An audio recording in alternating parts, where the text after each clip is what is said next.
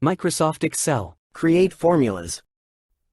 A formula is how you make calculations in Excel, and they always start with an equal sign where you want the result. Then add the location of the cells to add using the plus sign. Select Enter to see the total.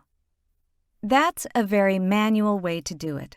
Let's use a shortcut, a function. Select the cell where you want the sum total. Equals. Then type a function. For example, sum for adding numbers. To select the range of cells, start with a left parenthesis. Instead of typing, select the first cell you want added and drag to the last cell. Enter. You see the total, but also notice the formula in the bar above, the sum of all cells B2 through G2. Anytime there's a formula, you can copy it to another column or row.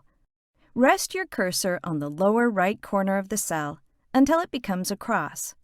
Then select and drag. The formula adjusts to each row for a quick total.